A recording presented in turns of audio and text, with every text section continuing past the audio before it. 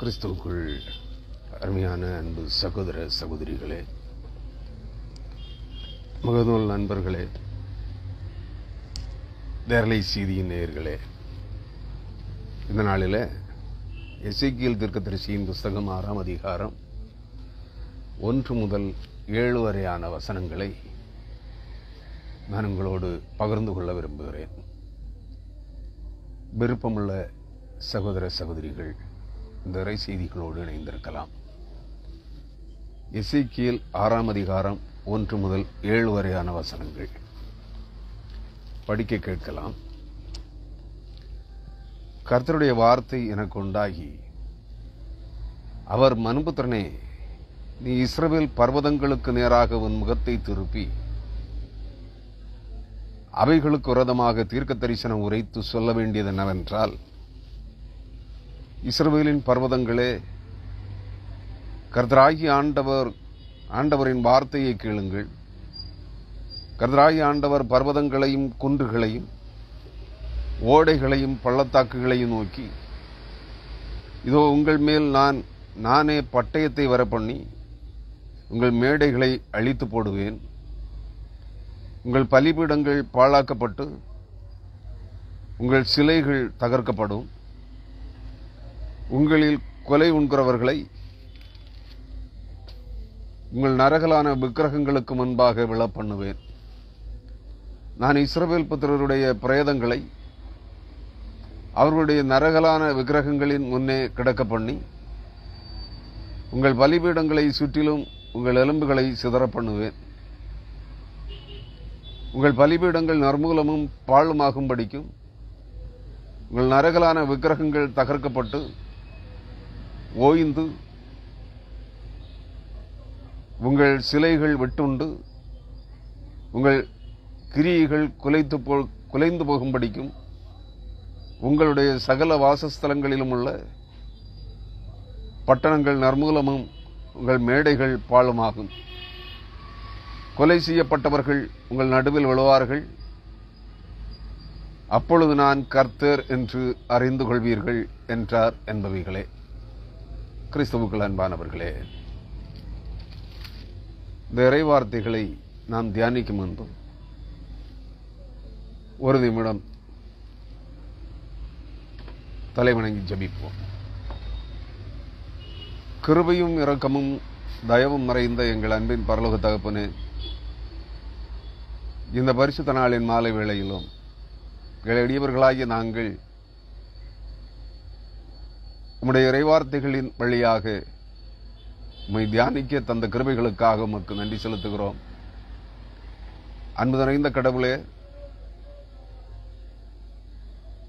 இந்த இறைவார்த்தைகளின் வழியாக எங்கள் இருதயங்களிலே காணப்படுகிற பொருளாசை எனும் விக்கிரகாராதனையையும் எங்கள் ஆவி ஆத்மா சரீரத்தின் பலிபீடங்களாகிய எங்கள் இருதயங்களையும் நாங்கள் சீர்தூக்கி பார்க்க எங்களுக்கு உதவி செய்யும்படியாக உமது சமூகத்தில் மன்றாடுகிறோம். நாங்கள் தேவனை அறிந்தவர்கள், நாங்கள் கிறிஸ்துவை அறிந்தவர்கள், நாங்கள் பரிசுத்த ஆவியை அறிந்தவர்கள், பரிசுத்த ஆவியை பெற்றுக்கொண்டவர்கள் என்று சொல்லிக்கொண்டு ஆன்மீக வாழ்வுக்கு ஏதுவான ஆசீர்வாதங்களை,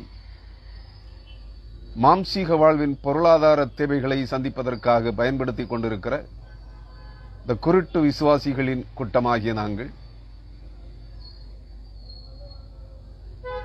எங்கள் தப்பிதங்களை, எங்கள் தவறுகளை நாங்கள் உணர்ந்து அவைகளை விட்டு விலகி முழு மனதோடு, முழு சிந்தையோடு, முழு உள்ளத்தோடு, முழு பலத்தோடு, முழு இருதயத்தோடு, முழு ஆத்மாவோடு, முழு மனதோடு எங்கள் ஜீவனின் அதிபதியாகிய ஆண்டவர் இயேசு கிறிஸ்துவை மாத்திரமே தொழுது கொள்ளுகின்ற நல்ல அனுபவங்களை நாங்கள் சொந்தமாக்கிக் கொள்ளும் வண்ணமாக இந்த நாளுக்குரிய இறைவாக்குகள் நீர் எங்களுக்கு பகிர்ந்து தரும்படியாக உமது சமூகத்தில் மன்றாடுகிறோம். எங்களை தாழ்த்துகிறோம். எங்களிலே காணப்படுகிற குறைகளை, குற்றங்களை தயவாக மன்னித்தருளும். இறைமைந்தன் இயேசு கிறிஸ்துவின் வழியாக ஜெபிக்கிறோம். ஜெபங்களும் எங்கள் ஜீவனுள்ள நல்ல பிதாவே. ஆமென், ஆமென். கிறிஸ்துவுக்குள் அன்பானவர்களே, நாம் இதற்கு முன்பு தொடர்ந்து 7 இறை செய்திகளை எசேக்கியேல் தீர்க்கதரிசியின் புத்தகம் 2, 3, 4, 5 ஆகிய அதிகாரங்களிலிருந்து தியானித்திருக்கிறோம். இந்த நாளிலே 6ஆம் அதிகாரம் 1 முதல் 7 வரையான வசனங்களை நான் உங்களோடு பகிர்ந்து கொள்ள விரும்புகிறேன். கர்த்தருடைய வார்த்தை எனக்கு உண்டாகி, அவர், மனுபுத்திரனே, நீ இஸ்ரவேலின் பர்வதங்களுக்கு நேராக உன் முகத்தை திருப்பி அவைகளுக்கு விரோதமாக தீர்க்க தரிசனம் உரைத்து சொல்ல வேண்டியது என்னவென்றால் என்று எசேக்கியேல் தீர்க்கதரிசியை நோக்கி சொல்லுகிறார்.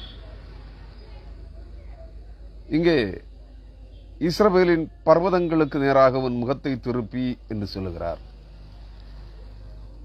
பர்வதங்கள் கர்த்தருடைய வார்த்தைகளை, சத்தத்தை கேட்குமா என்று நமக்கு ஒரு சந்தேகம் நம்பலாம்.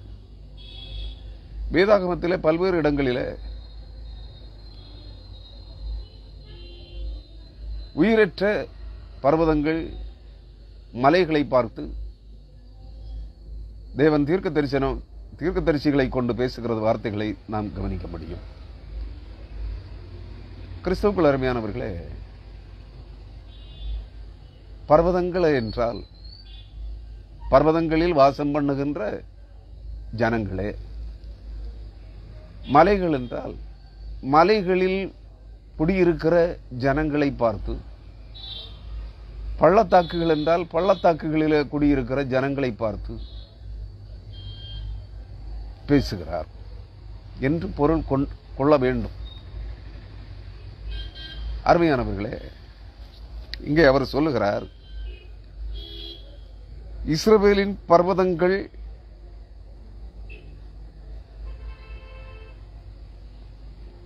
குன்றுகள், ஓடைகள், பள்ளத்தாக்குகள் இவைகளின் ஊடாய் குடியிருக்கிற தெரிந்து கொள்ளப்பட்ட இறைமக்களாகிய இஸ்ராயேலர்களை குறித்து தீர்க்க தரிசனம் உரைக்கும்படியாக எசேக்கியேல் தீர்க்கதரிசிக்கு சொல்லுகிறார். நீ இஸ்ரவேலின் பர்வதங்களுக்கு நேராக, இந்த பர்வதங்கள் என்று சொல்லுகின்ற போது இஸ்ரவேலின் 12 கோத்திரங்களின் பிரபுக்களுக்கு நேராக, அல்லது இஸ்ரவேலின் 12 கோத்திரங்களின் கோத்திர பிதாக்களுக்கு, கோத்திர பிரதிநிதிகளுக்கு நேராக, கோத்திர தலைவர்களுக்கு நேராக, வம்ச தலைவர்களுக்கு, ஒரு கோத்திரத்திற்கு 2 வம்சங்கள், ஒரு கோத்திரத்திற்கு 2 பிரதிநிதிகள், அந்த 2 பிரதிநிதிகளின் வழிமரபில் 2 வம்சங்கள், இந்த தலைவர்கள், பிரதிநிதிகள் ஆகிய மூப்பர்கள் இவர்களை பார்த்து தீர்க்க தரிசனம் உரைக்க வேண்டும் என்று சொல்லுகிறார். அவைகளுக்கு விரோதமாக தீர்க்க தரிசனம் உரைத்து சொல்ல வேண்டியது என்னவென்றால், அவர்களுக்கு சாதகமாக, அவர்களுக்கு அருள் வாக்கல்ல, அவர்களுக்கு விரோதமாக, அவர்களுடைய துர்ச்செயல்களுக்கு, தீய நடத்தைகளுக்கு தக்க பலனை வருவிக்கிற, அவர்களுக்கு விரோதமான தீர்க்க தரிசன வாக்குகளை சொல்லுகிறார். நாம் இன்றைய நாட்களில் எங்கு திரும்பினாலும் அருள் வாக்கு கேட்கிறவர்களாக கிறிஸ்தவர்கள் மாறியிருக்கிறோம். எதற்கு? நம் குற்றங்களை சுட்டிக்காட்டி தீர்க்க தரிசனம் சொல்லுகிறவன் ஒருவனும் இல்லை, ஒரு ஊழியக்காரனும் இல்லை, ஒரு தீர்க்க தரிசியும் இல்லை, ஒரு அப்பாத்தோலனும் இல்லை. எல்லாரும் ஆசீர்வாதங்களை கூறுகிறவர்களே தீர்க்க தரிசனம் சொல்லுகிறவர்களாக இருக்கிறார்கள். அழிவை குறித்தோ, சங்காரத்தை குறித்தோ, தண்டனை தீர்ப்பை குறித்தோ ஒருவருக்கும், ஒரு பரிசுத்தவானுக்கும் தீர்க்க தரிசனம் வரவில்லை. கிறிஸ்துவுக்குள் அருமையானவர்களே, இங்கே தேவனாகிய கர்த்தர் எல்லா தீர்க்கதரிசிகளின் மூலமாக தண்டனை தீர்ப்பைத்தான் முன்னுரைக்கிறார். இங்கே சொல்லுகிறார் 3ஆம் வசனத்திலே, இஸ்ரவேலின் பர்வதங்களே கர்த்தராகிய ஆண்டவரின் வார்த்தையை கேளுங்கள். இஸ்ரவேலின் பர்வதங்களே, நான் சொன்னேன், இஸ்ரவேலின் வம்ச தலைவர்களே, இஸ்ரவேலின் பிரபுக்களே, இஸ்ரவேலின் கோத்திர தலைவர்களே, இஸ்ரவேலின் கோத்திர பிரதிநிதிகளே, ஆண்டவர் கர்த்தராகிய ஆண்டவருடைய வார்த்தைகளை கேளுங்கள். கர்த்தராகிய ஆண்டவர் பர்வதங்களையும் குன்றுகளையும் ஓடைகளையும் பள்ளத்தாக்குகளையும் நோக்கி, இதன் பொருள் என்ன? பர்வதங்கள், மலைகள், குன்றுகள், பள்ளத்தாக்குகள், ஓடைகள், நீரோடைகள், ஆறுகள், ஏரிகள், இவைகளின் அருகிலே குடியிருக்கிற இறைமக்கள் அனைவரையும் பார்த்து, இதோ உங்கள் மேல் நானே பட்டயத்தை வரப்பண்ணி உங்கள் மேடைகளை அழித்து போடுவேன் என்று சொல்லுகிறார். யார் செய்கிறார்? வேறு யாரையும் கொண்டு செய்ய போகிறாரா? சத்துருக்களை கொண்டு? இல்லவே இல்லை. எதிரிகளை, சத்துருக்களை, தூரதேசத்து ஜனங்களை கொண்டு செய்ய போகிறாரா? நிச்சயமாக இல்லை. கர்த்தரே இந்த அழிவை வர செய்ய போகிறார். நானே, அதாவது இருக்கிறவராகவே இருக்கிறேன் என்று சொல்லுகிற, நானே அவர் என்று சொல்லுகிற தேவனாகிய கர்த்தர் இந்த அழிவை, பட்டயத்தை, மகா சங்காரத்தை உங்கள் மேல் வரப்பண்ணி உங்கள் மேடைகளை அழித்து போடுவேன் என்று சொல்லுகிறார். எது மேடைகள்? குடியிருப்பு பகுதிகளில் எல்லாம் ஜனங்கள் குடியிருக்கிற மலைகள், பள்ளத்தாக்குகள், குன்றுகள், ஓடைகள், ஆறுகள், கால்வாய்கள், குளங்கள், ஏரிகள் அனைத்தின் பகுதிகளிலும் மேடைகளை உண்டாக்கி வைத்திருக்கிறார்கள். அந்த மேடைகளை எல்லாம் அழித்து போடுவேன் என்று சொல்லுகிறார். என்ன மேடைகள்? நீங்கள் அப்போஸ்தலர் நடபடிகள் 19ஆம் அதிகாரத்தை, 17ஆம் அதிகாரத்தையும் 19ஆம் அதிகாரத்தையும் படித்தால் உங்களுக்கு புரியும். 17ஆம் அதிகாரத்தில் பவுல் புறஜாதி ஜனங்களுக்கும் புறதேசங்களுக்கும் தீவுகளுக்கும் நற்செய்தி சொல்ல புறப்பட்ட போது அத்தனை பட்டணத்திலே கிரேக்கர்களுடைய வழிபாட்டு முறைகளை, இறை நம்பிக்கை மிகுந்தவர்கள் கிரேக்கர்கள், அவருடைய இறை வழிபாட்டு முறைகளை அவன் சோதித்து பார்த்தபோது அத்தனை பட்டணம் முழுவதும் விக்கிரக தோப்புகளால் நிறைந்திருந்தது. எண்ணிலடங்காத தேவர்களுக்கு, தேவதைகளுக்கு, தேவிகளுக்கு விக்கிரக தோப்புகள் கட்டப்பட்டிருந்தது, மேடைகள். அவைகளுக்கு பலி செலுத்துகிற பலிபீடங்கள் கட்டப்பட்டிருந்தது. அவைகளுக்குரிய சிலைகளும் அங்கே வைக்கப்பட்டிருந்தது. அவைகளின் நடுவிலே அறியப்படாத தேவனுக்கு ஒன்று சிலையும் ஒரு பலிபீடமும் இருந்தது. அங்கே ஒரு மேடையும் இருந்தது. அதற்கு பெயர் மார்ஸ் மேடை என்று நினைக்கிறேன். அருமையானவர்களே, அதுபோல இந்த உலகமெங்கிலும் அனைத்து ஜனங்களும், ஏன் தெரிந்து கொள்ளப்பட்ட இஸ்ரவேலர்களாகிய இறைமக்களாகிய இஸ்ரவேலர்களும் கூட தங்கள் குடியிருப்பு பகுதிகளிலே தாங்கள் ஆராதித்து வந்த அந்நிய தேவர்களுக்கு, இந்த உலகத்தின் தேவதைகளுக்கு பலிபீடங்களை கட்டி, மேடைகளை கட்டி வைத்திருந்திருக்கிறார்கள். அவைகளுக்குரிய சிலைகளையும் செய்து வைத்திருக்கிறார்கள். ஏன் நாம் ஆளுகின்ற இந்திய தேசத்தை பார்ப்போம். அனைத்து இந்திய தேசத்தின் அனைத்து கிறிஸ்தவர்களும் ஏதோ ஒரு சிறு பகுதியை தவிர்த்து, ஒரு சிறு பகுதின்னா எனக்கு எத்தனை பெர்சன்டேஜ் சொல்ல தெரியல, அனைத்து கிறிஸ்தவர்களும் சிலை வழிபாடு, ஆவி வழிபாடு, விக்கிரக ஆராதனை, மரித்தோர் வழிபாடுகளில் இருந்து தான் கிறிஸ்தவத்தை தழுவி இருக்கிறோம்.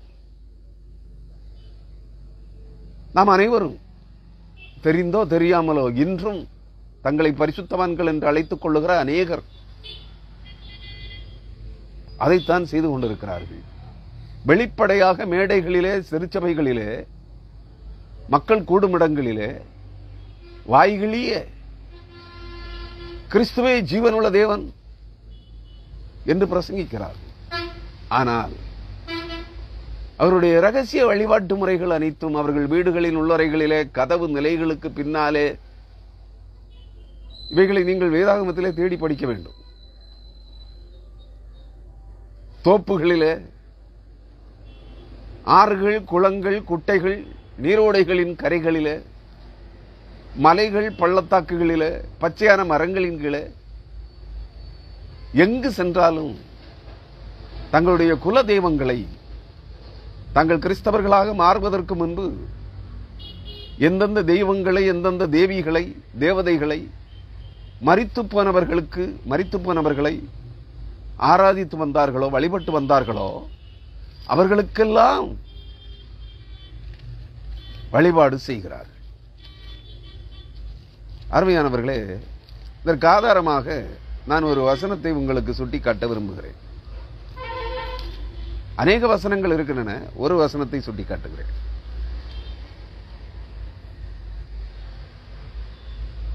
ஏசாயா 57 அதிகாரம்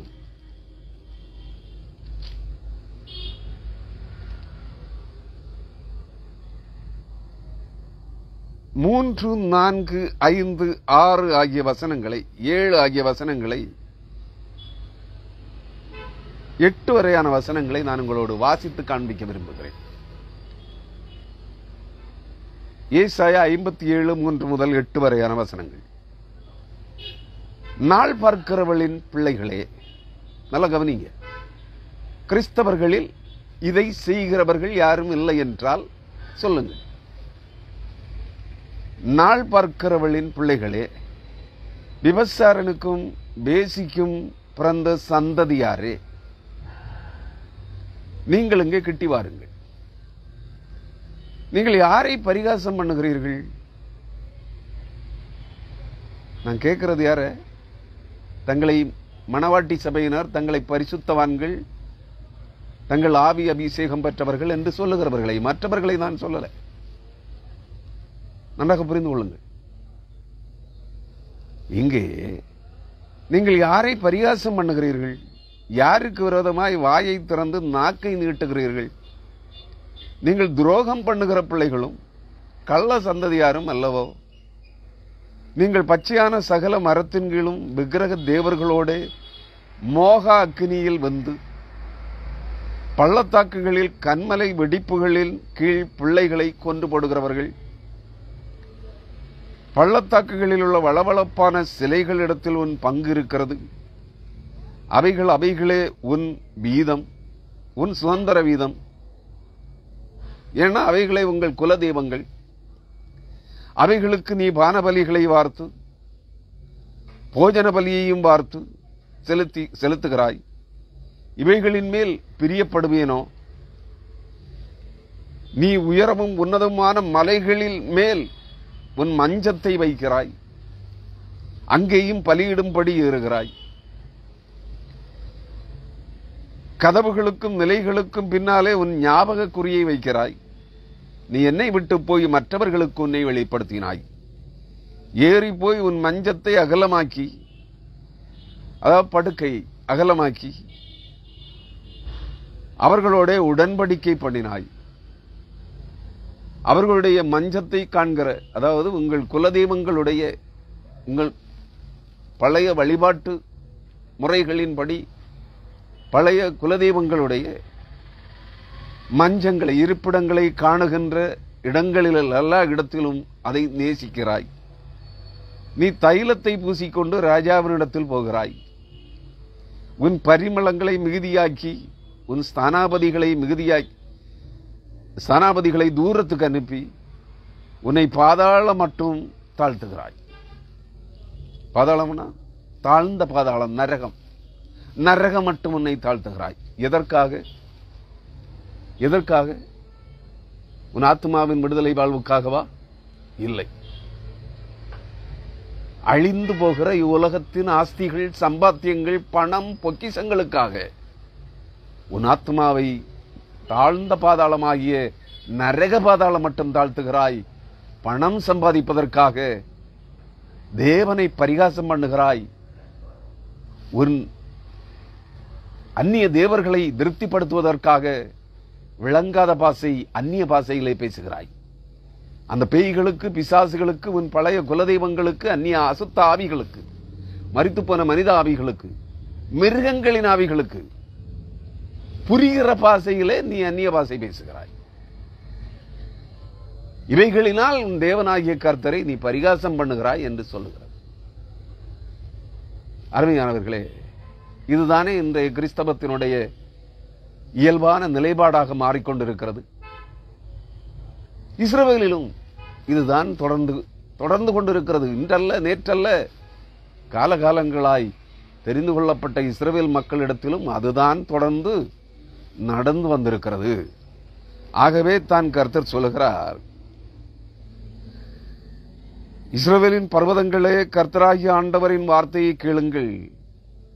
கர்த்தராகிய ஆண்டவர் பர்வதங்களையும் குன்றுகளையும் ஓடைகளையும் பள்ளத்தாக்குகளையும் நோக்கி, இதோ உங்கள் மேல் நானே பட்டயத்தை வரப்பண்ணி உங்கள் மேடைகளை அழித்து போடுவேன்.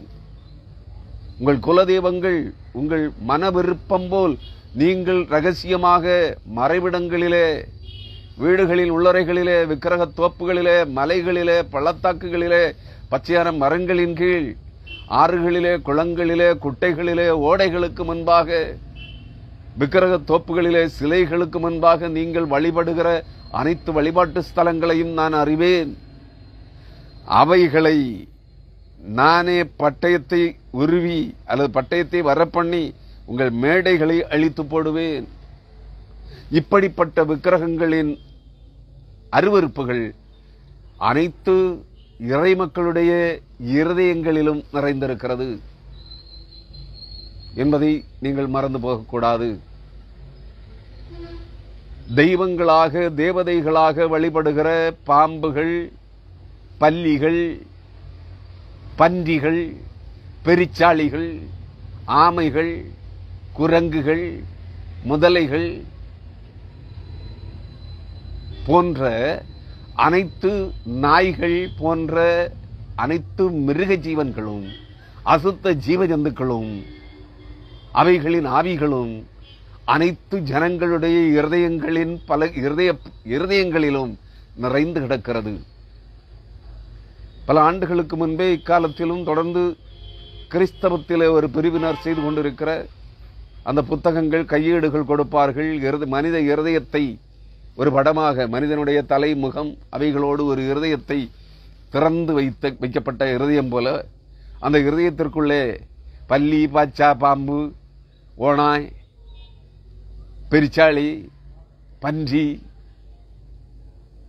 முதலான மிருகங்களின் படங்களை இருதயத்திற்குள்ளே வைத்து பாவியே மனம் திரும்பு என்று சொல்லி சில கைப்பிரதிகளையோ அல்லது புத்தகங்களையோ விநியோகிக்கிறவர்களை பார்க்க முடியும். நான் அதை ஏன் சொல்றேன்னா, இதெல்லாம் தான் இன்றைய கிறிஸ்தவர்களுடைய இருதயங்களுக்குள்ளே பொருளாசையை பின்பற்றி போய் பணம் சம்பாதிக்கிற, ஆஸ்திகளை, சம்பத்துக்களை, சொத்துக்களையும் மாளிகைகளை சம்பாதிக்கிற, இந்த ஆசை இச்சைகளிலே விழுந்து கிடக்கிற அனைத்து கிறிஸ்தவர்களுடைய இருதயங்களிலும் இந்த பொருளாசை எனும் விக்கிரகம் நிறைந்து கிடக்கிறது. தேவன் அவர்களை சும்மா விடுவேன் என்று சொல்லவில்லை, கண்டுகொள்ள மாட்டேன் என்று சொல்லவில்லை. தெரிந்து கொள்ளப்பட்ட இறைமக்களாகிய இஸ்ரவேலர்களுக்கு அதை எச்சரிக்கிறார். நானே பட்டயத்தை வரப்பண்ணி உங்கள் மேடைகளை அழித்து போடுவேன், உங்கள் இருதயங்களாகிய உங்கள் மனமேட்டிமைகளை தகர்த்து போடுவேன் என்று சொல்லுகிறார். நாங்கள் ரட்சிக்கப்பட்டவர்கள், நாங்கள் ஆசீர்வதிக்கப்பட்டவர்கள், நாங்கள் ஆவி அபிஷேகம் பெற்றவர்கள். அதனால் கர்த்தர் எங்களை அபரிமிதமாய் வானளாவ ஆசீர்வதித்திருக்கிறார் என்று சொல்லி மனமேட்டிமையோடு அலைந்து கொண்டிருக்கிற கிறிஸ்தவர்களே, நீ திரவிய சம்பன்னன் என்று சொல்லிக் கொண்டாலும், மிகுந்த ஐஸ்வர்யவான் என்று சொல்லிக் கொண்டாலும், தேவனுடைய பார்வையில என்ன சொல்லுகிறார்? நீ ஆவிக்குரிய வாழ்க்கையில தரித்திரனாக இருக்கிறாய் என்று சொல்லுகிறார்.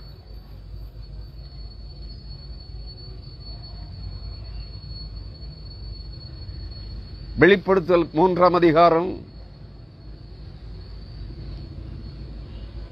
1ஆம் வசனத்தினுடைய பிற்பகுதியும் 2ஆம் வசனமும் 3ஆம் வசனமும் சொல்லுகிறது, உன் கிரியைகளை அறிந்திருக்கிறேன். நீ உயிர் உள்ளவர் என்று பெயர் கொண்டிருந்தும் செத்தவனாயிருக்கிறாய். நீ விழித்துக் கொண்டு சாகிறதற்கு ஏதுவாயிருக்கிறவைகளை ஸ்திரப்படுத்து. உன் கிரியைகள் தேவனுக்கு முன்பாக நிறைவுள்ளவர்களாக நான் காணவில்லை. ஆகையால் நீ கேட்டு பெற்றுக்கொண்ட வகையை நினைவு கூர்ந்து அதை கை கொண்டு மனம் திரும்பு. நீ விழித்துறாவிட்டால் திருடனைப் போல் உன்மேல் வருவேன். நான் உன்மேல் வரும் வேளையை அறியாதிருப்பாய். அதே அதிகாரம் 11 லவோதிக்கேயா சபையின் தூதனுக்கு சொல்லுகிறார், லவோதிக்கேயா சபையின் விசுவாசிகளுக்கு சொல்லுகிறார்.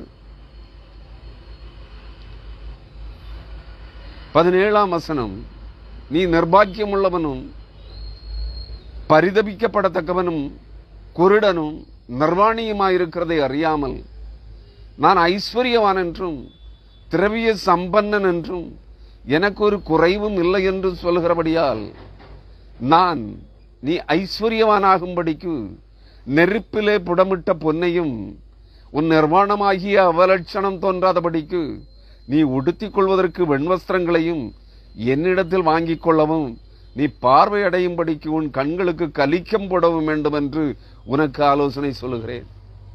யாருக்கெல்லாம் சொல்றாரு? தங்களை பரிசுத்தவான்கள், தங்களை ஆவிக்குரியவர்கள், தங்களை ஆவி அபிஷேகம் பெற்றவர்கள் என்று பிதற்றிக் கொண்டிருக்கிறார்களே ஒரு கூட்டம், அவர்களுக்குத்தான் சொல்லுகிறார்.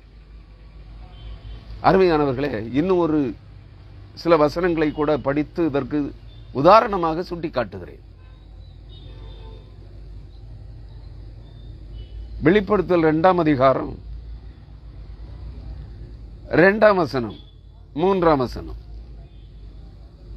4ஆம் வசனம், உன் கிரியைகளையும், இவங்க எல்லாம் பரிசுத்தவான்கள், நாங்கள் எல்லாம் கிறிஸ்துவின் சபையார்,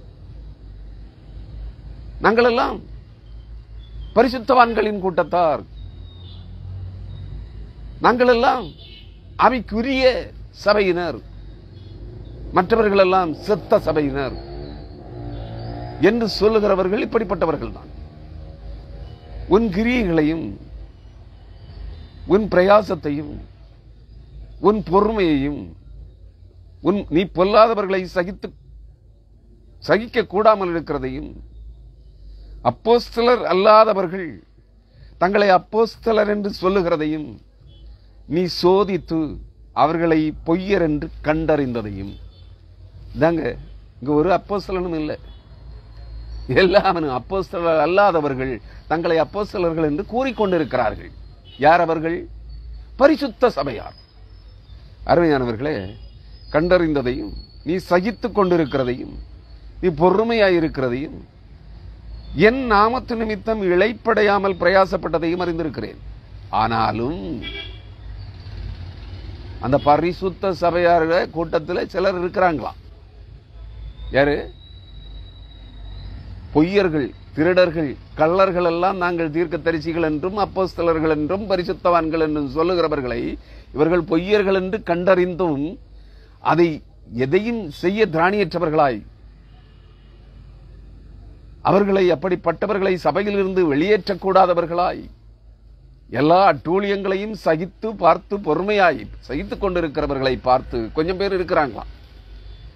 நீ சகித்துக் கொண்டிருக்கிறதையும் பொறுமையாயிருக்கிறதையும் என் நாமத்தின் நிமித்தம் இளைப்படையாமல், அதாவது சோர்ந்து போகாமல் பிரயாசப்பட்டதையும் அறிந்திருக்கிறேன்.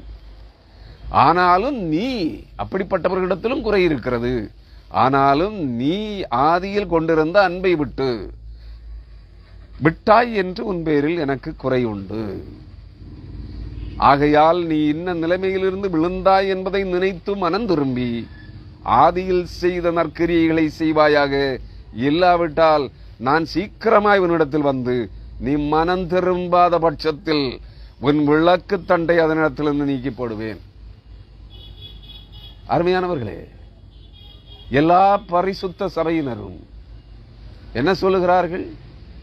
நான் என்னுடைய செய்திகளில் அடிக்கடி சொல்லுவேன், மனம் திரும்பாமலே, பாவத்தை விட்டு விலகி மனம் திரும்பாமலே ரட்சிக்கப்பட்டவர்கள், ரட்சிக்கப்படாமலே ஆவி அபிஷேகம் பெற்றவர்கள், பாவத்தை விட்டு விலகாமலே, மனம் திரும்பாமலே, ரட்சிக்கப்படாமலே ஆவி அபிஷேகம் பெற்று மறுபடி பிறந்து விட்ட பரிசுத்தவான்கள். அவர் சொல்லுகிறார், என்ன சொல்லுகிறார்? நீ மனம் திரும்பாத பட்சத்தில் உன் விளக்கு தண்டை அதனிடத்திலிருந்து நீக்கி போடுவேன். அப்படின்னா இவங்கள யாரு? இவங்கள யாரு? தங்களை பரிசுத்தவான்கள், மேன்மை உள்ளவர்கள், தீர்க்கதரிசிகள், அப்போஸ்தலர்கள், பரிசுத்த போதகர்கள் என்றெல்லாம் அழைத்துக் கொள்ளுகிற ஆவி அபிஷேகம் பெற்ற மறுபடி பிறந்த அந்நிய பாஷைக்காரர்கள் எல்லாம் யாராம்? நீங்கள் ஒன்றை புரிந்து கொள்ள வேண்டும். நான் அதனால மற்றவங்க பரிசுத்தவான்கள் சொல்றேன்னு நினைக்காதீங்க. எல்லா சபையினரும் பாவிகளே, அசுத்தமானவர்களே, பொருளாசை கொண்டவர்களே, பண ஆசை கொண்டவர்களே, ஒருவனும் நீதிமான் இல்லை. நீங்கள் அதை மனதில் வைத்துக் கொள்ள வேண்டும். இவங்களை திட்டுறேன்னா அவங்க எல்லாம் பரிசுத்தவான்கள் அர்த்தம் இல்லை, எல்லாம் போக்கிரிகள் தான். பண ஆசை, பொருளாசை எனும் விக்கிரகாராதனையிலே விழுந்து கிடக்கிறவர்கள். ஆனால் அவர்கள் நாங்கள் பரிசுத்தவான்கள் என்று சொல்லவில்லை, இவர்கள் சொல்லிக் கொள்ளுகிறார்கள். காரணம் என்ன? தேவன் சொல்லுகிறார், தெளிவாக சொல்லுகிறார், நீ மனம் திரும்பாத பட்சத்தில். ஏன்னா இவங்க மனம் திரும்பவே இல்லை, மனம் திரும்பாமலே ரட்சிக்கப்பட்டு விட்டார்கள், மனம் திரும்பாமலே ஆவி அபிஷேகம் பெற்று விட்டார்கள், மனம் திரும்பாமலே மறுபடி பிறந்து விட்டார்கள், மனம் திரும்பாமலே பாவத்தை விட்டு விலகி மனம் திரும்பாமலே பரிசுத்தவான்களும் ஆகிவிட்டார்கள். நன்றாக புரிந்து கொள்ள வேண்டும். நீ மனம் திரும்பாத பட்சத்தில் உன் விளக்கு தண்டை உன்னிடத்திலிருந்து பிடுங்கி விடுவேன். பிடுங்கிட்டா என்ன அர்த்தம்? நீ நரக பாதாளத்திற்கு தள்ளப்படுவாய் என்று பொருள். அதே தான் இங்கே செய்கிறார். எசேக்கியேல் தீர்க்கதரிசியின் புத்தகத்தின் வார்த்தைகளின் வழியாக சொல்லுகிறார். உங்கள் பலிபீடங்கள், அதாவது எசேக்கியேல் 6ஆம் அதிகாரம் 4ஆம் வசனம், உங்கள் பலிபீடங்கள் பாழாக்கப்பட்டு, அதாவது மனிதனே, தேவன் தங்கும் ஆலயமாக உன் இருதயத்தை, உன் சரீரத்தை தெரிந்து கொண்ட தேவனாகிய கர்த்தருடைய பலிபீடம் உன் இருதயம். அந்த இருதயமாகிய பலிபீடம் பாழாக்கப்படும். நீ குடியிருக்கிற வீட்டிலே அந்நிய தேவர்களுக்கு வைத்திருக்கிற பலிபீடங்கள் தகர்க்கப்படும். நீ குடியிருக்கிற பகுதிகளிலே, மலைகளிலே, பள்ளத்தாக்குகளிலே, ஓடைகளின் ஆற்றின் ஓரங்களிலே, குளங்களிலே, நீர்நிலைகளின் அருகாமையிலே, தோப்புகளிலே, பள்ளத்தாக்குகளிலே, சமவெளிகளிலே, நீ குடியிருக்கிற குடியிருப்பு பகுதிகளிலே காணப்படுகிற உங்கள் விக்கிரக தோப்புகள் எல்லாம், சிலை வணக்க கோவில்கள் எல்லாம் பாழாக்கப்படும். முதலாவது உன் இருதயத்திற்குள் இருக்கிற பொருளாசையினும் விக்கிரகம் சார்ந்த அந்நிய ஆவிகளின் குடியிருப்பாகிய பலிபீடங்கள் உன் இருதயத்தில் இருக்கிறவைகள் பாழாக்கப்படும். இதை நீ புரிந்து கொள்ள வேண்டும். உங்கள் சிலைகள் தகர்க்கப்படும், உங்கள் சிலைகள் தகர்க்கப்படும். இதை எசேக்கியேல் தீர்க்கதரிசியின் புஸ்தகம் 36ஆம் அதிகாரம்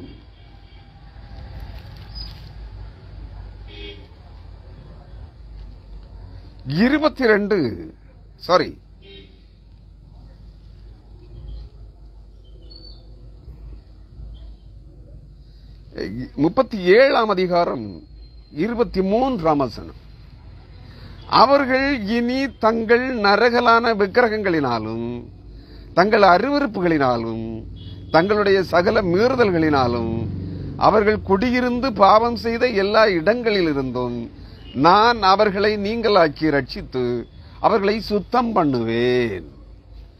அப்பொழுது அவர்கள் என் ஜனமாயிருப்பார்கள்.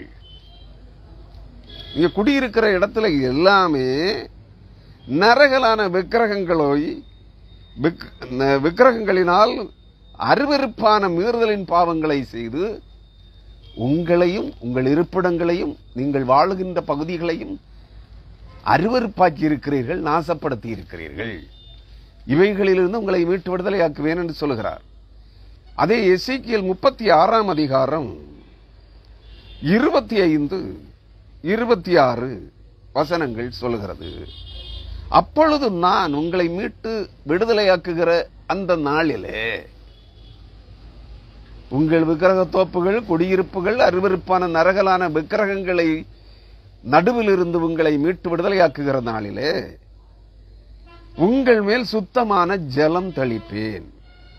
நான் உங்களுடைய எல்லா அசுத்தங்களையும் உங்களுடைய எல்லா நரகலான விக்கிரகங்களையும் நீக்கி உங்களை சுத்தமாக்குவேன், நீங்கள் சுத்தமாவீர்கள். அப்படின்னா உங்களை சுத்தமாக்குவதற்கு முன்பு உங்கள் இருதயங்களிலே குடியிருக்கிற அந்நிய ஆவிகள், பேய்கள், பிசாசுகள், குலதெய்வங்கள், அவை சார்ந்த வழிபாடுகள், அவைகளுக்கு பலி செலுத்துகிற, அவைகளுக்கு ஸ்தோத்திர பலி செலுத்துகிற, அந்நிய பாஷை பேசுகிற அனைத்து அருவருப்புகளையும் உங்கள் இருதயங்களை விட்டு உங்களிலிருந்து அகற்றுவதற்காக உங்கள் மேல் சுத்த ஜலம் தெளிப்பேன். அந்த சுத்த ஜலம் என்ன? சிலுவையில் சிந்தப்பட்ட இயேசு கிறிஸ்துவின் தூய ரத்தம் தெளிக்கப்படும் சுத்த ஜலமாய் உங்கள் மேல் தெளிக்கப்படும். அந்த சுத்த ஜலத்தை தெளிப்பேன். 26 வசனம், உங்களுக்கு நவமான இருதயத்தை கொடுத்து பழைய விக்கிரகங்களால், சிலைகளால், நரகலான அருவருப்பான மனித கழிவை பார்க்கிலும் கேடுகட்ட, நரகலானது என்றால் மனித கழிவு, மனித மலம், நரகலான அருவருப்பு, அந்த நரகலான அருவருப்பை பார்க்கிலும் மேலான கேடுகட்ட அருவருப்புகளாகிய சிலை வணக்க தெய்வங்களின் சிலைகளும், பொருளாசை எனும் விக்கிரகமும், நரகலான சிலைகளும் விக்கிரகங்களும், குலதெய்வங்களின் வழிபாடு சிலைகளும் அதை எடுத்து போட்டு உங்களுக்கு நவமான புதிய, நவம்னா 9 அல்ல, 9 இருதயத்தை தரமாட்டாரு, புதிய இருதயத்தை தந்து கொடுத்து உங்கள் உள்ளத்திலே புதிதான ஆவியை கட்டளையிட்டு உங்களுக்கு புதிய இருதயத்தை தருகிறார். புதிய ஆவி, கிறிஸ்துவின் ஆவி, புதிய ஆவி. அந்த கிறிஸ்துவின் ஆவியை உங்களுக்கு கட்டளையிட்டு, அந்நிய பாஷை பேசுற ஆவி இல்லை. எந்த ஆவி இல்லை? அந்நிய பாஷை பேசுற ஆவி இல்லை. கிறிஸ்துவின் ஆவியை உங்களுக்கு கட்டளையிட்டு கல்லான இருதயத்தை கடினப்பட்டு போன கற்பாறை போல் கடினப்பட்டு போன உங்கள் இருதயத்தை எடுத்துவிட்டு, உங்கள் மாம்சத்திலிருந்து எடுத்துவிட்டு சதையான இருதயத்தை உங்களுக்கு கொடுப்பேன். அப்புறம் உங்கள் உள்ளத்திலே என் ஆவியை வைத்து உங்களை என் கட்டளைகளில் நடக்கவும் என் நியாயங்களை கை கொள்ளவும் அவைகளின்படி செய்யும் பண்ணுவேன். அப்பதான் நீங்கள் பரிசுத்தவான்கள் ஆவீர்கள். இதுவரைக்கும் இது ஒன்றும் நடக்கல. இது ஒன்றும் நடக்கல. அதான் ஒரே வார்த்தையில மனம் திரும்பாமலே, பாவத்தை விட்டு விலகி மனம் திரும்பாமலே ரட்சிக்கப்பட்டு விட்டார்கள். பாவத்தை விட்டு விலகி மனம் திரும்பாமலே ஆவி அபிஷேகம் பெற்று விட்டார்கள். பாவத்தை விட்டு விலகி மனம் திரும்பாமலே மறுபடி பிறந்து விட்டார்கள். பாவத்தை விட்டு விலகி மனம் திரும்பாமலே பரிசுத்தவான்கள் ஆகிவிட்டார்கள். புரியுதுங்களா? இதெல்லாம் உங்கள் இருதயத்துக்குள்ளே இருக்கிறது. முதலாவது இவைகளை எல்லாம் தகர்த்து போடுவார். உங்கள் பலிபீடங்கள் பாழாக்கப்படும். அதாவது உங்கள் இருதயமாகிய பலிபீடம் பாழாக்கப்படும். உங்கள் இருதயங்களுக்குள்ளே இருக்கிற உங்கள் சிலைகள் தகர்க்கப்படும் என்று சொல்லுகிறார். இது மட்டுமல்ல, நீங்கள் குடியிருக்கும் பகுதிகளிலே, மலைகளிலே, பள்ளத்தாக்குகளிலே, விக்கிரக தோப்புகளிலே, பெருங்கற்கோவில்களிலே, சிறு சிறு மண் கோவில்களிலே இருக்கிற அனைத்து சிலைகளும் தகர்க்கப்படும். சிலைகள் எல்லாம் தகர்க்கப்படும். உங்களில் கொலை உண்கிறவர்களை உங்கள் நரகலான விக்கிரகங்களுக்கு முன்பாக விழப்பண்ணுவேன். எப்படி? உங்கள் நரகலான விக்கிரகங்களுக்கு முன்பாக விழப்பண்ணுவேன். நீங்க ஒரு காரியம் செய்ய, அருமையான கிறிஸ்தவர்களே, இந்த செய்தியை கேட்கிற நீங்க இதெல்லாம் பண்றீங்கன்னு நான் சொல்லல. இன்றைய உலக கிறிஸ்தவம் அதைத்தான் செய்து கொண்டிருக்கிறது என்று சொல்லுகிறேன். ஏசாயா தீர்க்கதரிசியின் புஸ்தகம் 2ஆம் அதிகாரம்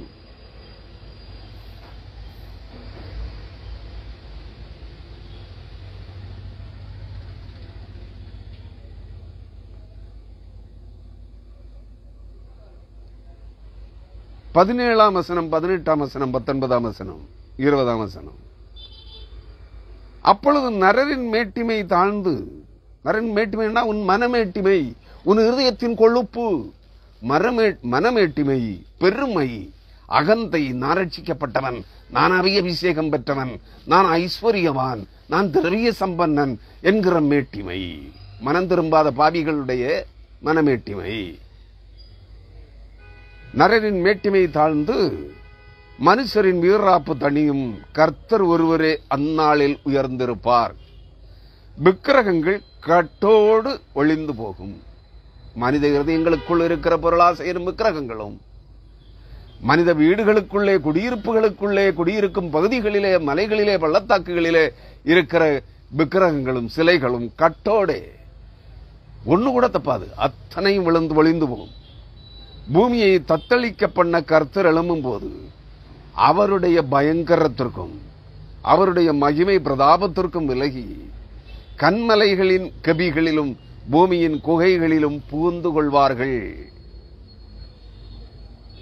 21ஆம் வசனம். மனுஷன் பணிந்து கொள்ள தனக்கு உண்டாக்கியிருந்த தன் வெள்ளி விக்கிரகங்களையும் தன் பொன் விக்கிரகங்களையும் மூஞ்சூறுகளுக்கும் துறிஞ்சில்களுக்கும் அறிந்து விடுவான். மூஞ்சூறுன்னா பெரிச்சாளி, பெரிச்சாளியும் கடவுள் இல்லவா? பெரிச்சாளிகளுக்கும் துறிஞ்சில்கள், வௌவால்கள் தலைகள தொங்குமே. தாய் தகப்பன் சொல் கேளா பிள்ளைகள் தலைகளா வாழ்றது போல மனிதர்களே, ஆவிக்குரிய தகப்பனாகிய பரலோக தகப்பனாகிய தந்தையாகிய கடவுளின் வார்த்தைகளுக்கு செவி கொடாத கீழ்ப்படியாத மக்கள் எல்லாம் வௌவால்களைப் போல தலைகளாக தொங்கிக் கொண்டிருக்கிறார்கள். அவர்களுக்கு நினைப்பு நாங்கள் எல்லாம் எல்லாருமே தலைகளாக நடந்து கொண்டிருக்கிற பரிசுத்தவான்கள் என்று. அருமையானவர்களே, இதெல்லாம் சம்பவிக்கும் என்று எசேக்கியேல் தீர்க்கதரிசியின் மூலமாக தேவனாகிய கர்த்தர் உரைக்கிறார். எல்லா தீர்க்கதரிசிகளை கொண்டு பேசுகிறார். உங்கள் நரகலான அவர்களிலே கொலை உண்கிறவர்கள், அதாவது சாகடிக்கப்படுகிறவர்கள், கொல்லப்படுகிறவர்கள், உங்கள் நரகலான விக்கிரகங்களுக்கு முன்பாக விழப்பண்ணுவேன். ஒரு எக்ஸாம்பிள், ஒரு உதாரணத்தை சொல்லுகிறேன். ஏசாயா தீர்க்கதரிசியின் நாட்களிலே யூதர்களை, யூதேயா தேசத்தில் இருந்த இஸ்ராயேலர்களை, யூதர்களை அழித்தொழிக்கும்படியாக, இஸ்ரவேலர்களை அழிக்கும்படியாக அசீரிய ராஜாவாகிய சனகரீப்பினுடைய சேனாபதிகள் வந்து எசேக்கியா அரசனை நோக்கி அவனுடைய தூதுவர்களிடத்திலே சொல்லி அனுப்பினான். எசேக்கியா அரசன் அவனுடைய துர்ச்செய்திகளை கேட்டபோது கர்த்தருடைய ஆலயத்திலே சென்று கர்த்தரை பணிந்து கொண்டு தன்னுடைய பணிபடை ஆட்களில் ஒருவனை அழைத்து ஏசாயா தீர்க்கதரிசியினிடத்திலே கர்த்தரிடத்திலே விசாரிக்கும்படியாக அனுப்புகிறார். அப்பொழுது ஏசாயா தீர்க்கதரிசி சொல்லி அனுப்புகிறார், சனகரீப் இந்த தேசத்திலே வருவதில்லை, அவன் தான் வந்த வழியே திருப்பி போவான். அவனுக்கோ அவனுடைய வார்த்தைகளுக்கோ அவனுடைய சேனாபதிகளுக்கோ அவர்களுடைய பெருமையான அகந்தையான பேச்சுகளுக்கோ அவர்கள் செய்கிற அவமானங்களுக்கோ நீங்கள் அஞ்சி நடுங்க வேண்டாம் என்று சொல்லி அனுப்புகிறார். நடந்தது என்ன? கர்த்தர் தம்முடைய தூதனை அசீரியருடைய யுத்த சேனைகளுக்குள்ளே அனுப்புகிறார். யுத்த பாளையத்திலே அவர்கள் யூதேயாவுக்கு விரோதமாய் பாளையம் இறங்கி இருக்கிற அவர்களுடைய யுத்த பாளையத்திற்குள்ளே, யுத்த களத்துக்குள்ளே கர்த்தருடைய தூதனை அனுப்புகிறார்.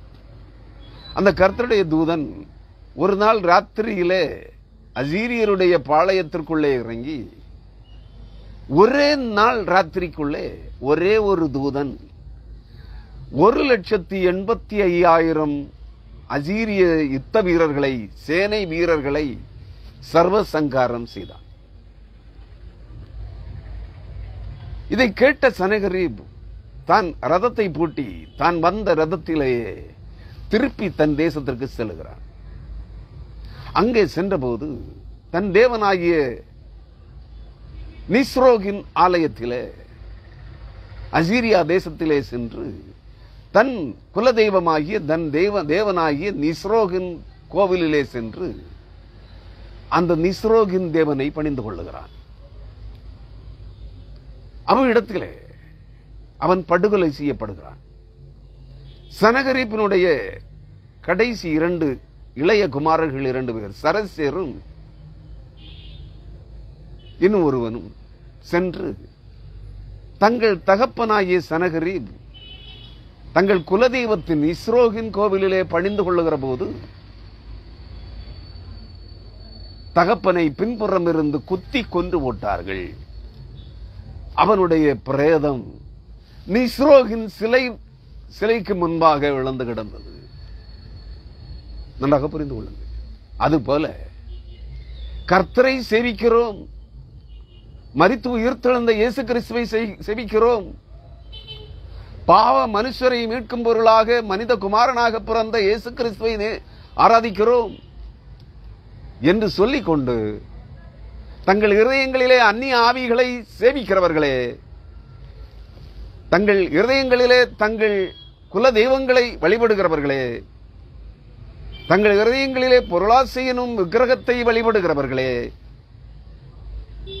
அனைவருடைய சாவும் நீங்கள் வழிபடுகிற தெய்வங்களாகிய தெய்வ சிலைகளுக்கு முன்பாகவே உங்கள் பிரேதங்கள் விழும் என்று சொல்லுகிறார்.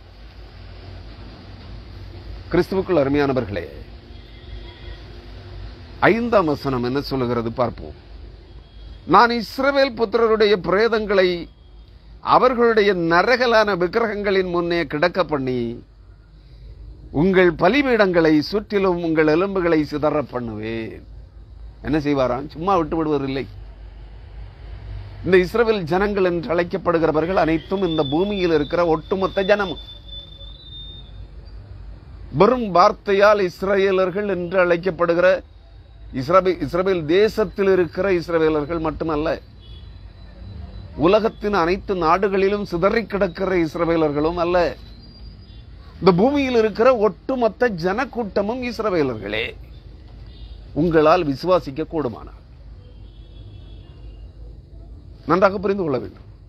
அருமையானவர்களே, என்ன சொல்லுகிறார்? நான் இஸ்ரவேல் புத்திரருடைய பிரேதங்களை, இந்த பூமியின் ஜனங்களுடைய பிரேதங்களை அவர்களுடைய நரகலான விக்கிரகங்களின் முன்னே கிடக்க பண்ணி, அவருடைய நரகலான விக்கிரகங்கள் என்றால் மனித மலம், அவர்களுடைய வயிற்றிலிருந்து கழிவு பொருளாக வெளியேறுகிற மனித மலத்துக்கு ஒப்பான அதைவிட கேவலமான நரகலான விக்கிரகங்களுக்கு முன்பாக கிடக்க பண்ணி உங்கள் பலிபீடங்களை சுற்றிலும் உங்கள் எலும்புகளை சிதற பண்ணுவேன். எந்த தெய்வங்களை வழிபடுகிறீர்களோ, எந்த கோவில்களிலே சென்று எந்த விக்கிரகங்களை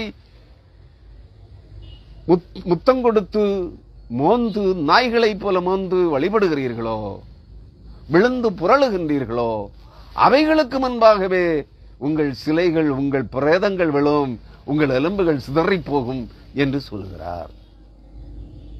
கிறிஸ்துவுக்குள் அருமையானவர்களே, இதையெல்லாம் நம்ம ஆவி குறுகியவர்கள் பிரசங்கிப்பதில்லை, எடுக்கவே மாட்டாங்க. இதெல்லாம் எச்சரிப்பு. தேவன் தம்முடைய தூதர்களை, தம்முடைய தீர்க்கதரிசிகளை அனுப்பி, தம்முடைய ஊழியக்காரர்களை அனுப்பி கீழ்ப்படியாத ஜனங்களை எச்சரிக்கிறார். இப்படிப்பட்டவைகள் சம்பவிக்கும் என்று. ஒரு நாள் வருகிறது, அந்த நாளிலே இவைகள் சம்பவிக்கும். இவைகள் அனைத்தும், இப்படிப்பட்ட வசனங்கள் அனைத்தும் வெளிப்படையாக நடந்தேறும். அருமையானவர்களே, 6ஆம் வசனம், உங்கள் பலிபீடங்கள் நிர்மூலமும் பாழுமாகும் படிக்கும். இந்த பலிபீடங்களிலே உங்கள் இருதயங்களையும் எண்ணிக்கொள்ளுங்கள். இருதயங்களும் பலிபீடங்களே. உங்கள் பலிபீடங்கள் நிர்மூலமும் பாழுமாகும் படிக்கும். நீங்கள் வழிபட செல்கிற கோவில்களில், ஆலயங்களில் இருக்கிற பலிபீடங்கள், உங்கள் சிலைகள், உங்கள் விக்கிரக தேவர்களுக்கு முன்பாக வைக்கப்பட்டிருக்கிற பலிபீடங்களும் பலிபீடங்களே. முதலாவது ஒன்றை புரிந்து கொள்ளுங்கள், உங்கள் இருதயங்கள் பலிபீடங்களாக இருக்கிறது. சகல பலிபீடங்களும் மனித இருதயங்களாகிய பலிபீடங்கள் முதல் பூமியிலே கட்டப்பட்டிருக்கிற கோடானு கோடி, பல ஆயிரம் கோடி தேவர்கள், தேவிகளின் கோவில்களில் இருக்கிற பிரதான மேடைகளும் சரி, சிலைகளும் சரி, அனைத்தும் உங்கள் பலிபீடங்கள் நறுமூலமும் பாழுமாகும் படிக்கும். உங்கள் நரகலான விக்கிரகங்கள் தகர்க்கப்பட்டு அனைத்து விக்கிரகங்களும் சிலைகளும் உங்கள் இதயங்களுக்குள்ளே இருக்கிற பொருளாசையனும் விக்கிரகமும், பணாசையனும் விக்கிரகமும், சம்பாத்திய இச்சையனும் விக்கிரகமும் தகர்க்கப்பட்டு ஓய்ந்து உங்கள் சிலைகள் வெட்டுண்டு உங்கள் கிரியைகள் குலைந்து போகும் படிக்கும். சிலைகள் எல்லாம் தவிடுபடியாகும். எப்படி? தேவனுடைய உடன்படிக்கை பட்டகம் பெலிஸ்தியர்களால் பிடிக்கப்பட்டு, அதாவது ஏலி என்கிற தீர்க்கதரிசியினுடைய ஆசாரியனுடைய நாட்களிலே தேவ கட்டளையின்றி, தேவனிடத்திலே அனுமதி கேட்காமல் பெலிஸ்தியரின் சேனைகளுக்கும் இஸ்ரவேலின் சேனைகளுக்கும் யுத்தம் நடக்கிற யுத்த களத்திலே ஏலி என்கிற பிரதான ஆசாரியனுடைய கீழ்ப்படியாத விபச்சார சந்ததிகளாகிய 2 குமாரர்கள் ஓபினியும் பினகாசும் கர்த்தருடைய உடன்படிக்கை பெட்டியை தூக்கி சுமந்து கொண்டு பெலிஸ்தியருடைய யுத்த களத்திலே சென்றார்கள். யார் இவர்கள்? ஆசாரியனுடைய மக்கள், ஏலி என்கிற பிரதான ஆசாரியனுடைய மக்கள். இன்றைய உலகம் முழுவதிலும் இருக்கிற அனைத்து கள்ள தீர்க்கதரிசிகளும், கள்ள போதகர்களும், கள்ள அப்போஸ்தலர்களுடைய மக்களும் இப்படித்தான் இருக்கிறார்கள். ஏலியின் குமாரர்களைப் போல் வேசி மக்களாயிருக்கிறார்கள். தெரியுமா உங்களுக்கு? இவர்களெல்லாம் சொல்லிக் கொள்ளுகிறார்கள் பரிசுத்தவான்கள் என்று. பரிசுத்தவான்களின் பிள்ளைகள் மேடைகளிலே ஆடுகிற ஆட்டம் அரை நிர்வாண ஆட்டம். வேசி மக்களாயிருக்கிறார்கள். கர்த்தருக்கென்று கொடுக்கப்படுகிற காணிக்கை பணம் இவர்களுடைய சொத்தாக மாறிக்கொண்டிருக்கிறது. அது ஆடம்பரம். இவர்களுடைய மக்கள், ஆண் மக்களும் பெண் மக்களும் விபச்சாரர்களும் வேசி பிள்ளைகளுமாய் மாறிக்கொண்டிருக்கிறார்கள். ஏலியின் குமாரர்களைப் போல் தகப்பன், தாய் தகப்பன்மார் பரிசுத்தவான்கள் வேஷம் போடுகிறார்கள். நன்றாக புரிந்து கொள்ளுங்கள். அப்பொழுது பெலிஸ்தியரின் சேனைகளால் கர்த்தருடைய மகிமையின் உடன்படிக்கை பற்றி பிடிக்கப்படுகிறது. ஓபினியும் பினகாசும் கர்த்தருடைய அனுமதியின்றி பரிசுத்த உடன்படிக்கை பட்டியை யுத்த களத்திற்கு கொடுத்து சென்ற ஓபினியும் பினகாசும் யுத்த களத்திலே படுகொலை செய்யப்படுகிறார்கள். கர்த்தருடைய உடன்படிக்கை பட்டியை அவர்கள் கொண்டு போய் பெலிஸ்தியர்கள் தங்களுடைய பட்டணத்திலே தாகோனுடைய கோவிலிலே, தர்கோன் அல்லது தாகோன் என்பவனுடைய விக்கிரக கோவிலிலே கொண்டு போய் வைத்தார்கள். மகா பரிசுத்தம் அல்ல, வானாதி வானங்களின் உன்னதங்களிலே வாசம் பண்ணுகிற தேவாதி தேவனுடைய மகிமை விளங்குகிற பரிசுத்த உடன்படிக்கை பட்டி பெலிஸ்தியர்களுடைய தேவனாகிய தாகோனுடைய விக்கிரகத்திற்கு முன்பாக கொண்டு வைக்கப்படுகிறது. தேவனுடைய மகா பரிசுத்தத்திற்கு, அந்த பரிசுத்த உடன்படிக்கை பட்டியின் மகிமைக்கு முன்பாக நிற்கக்கூடாதபடி தாகோனுடைய சிலை முகங்குப்பற விழுந்து சுக்கு நூறாக உடைந்து சின்னாபின்னமாகி போனது. அதுபோல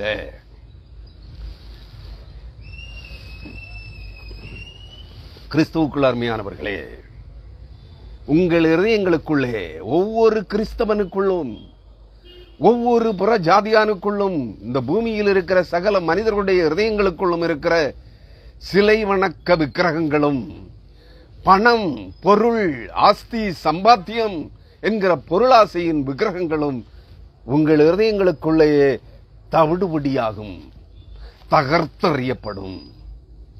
எப்படி கர்த்தருடைய உடன்படிக்கை பெட்டிக்கு முன்பாக பெலிஸ்தியர்களின் தேவனாகிய தாகோனின் சிலை நிலை நிற்கக்கூடாதபடி முகங்குப்பற விழுந்து சின்ன பின்னமாய் உடைந்து சிதறி போனதோ, அதுபோல அனைத்து விக்கிரகங்களும், அனைத்து விக்கிரக தோப்புகளும், அனைத்து பலிபீடங்களும் தகர்க்கப்பட்டு போகும். முதலாவது மனித இருதயங்களுக்குள் இருந்து தொடங்கும். அருமையானவர்களே, உங்கள் நரகலான விக்கிரகங்கள் தகர்க்கப்பட்டு ஓய்ந்து உங்கள் சிலைகள் வெட்டுண்டு உங்கள் கிரியைகள் குலைந்து போகும்படிக்கு உங்களுடைய சகல வாசஸ்தலங்களிலும் உள்ள பட்டணங்கள் நர்மூலமும் உங்கள் மேடைகள்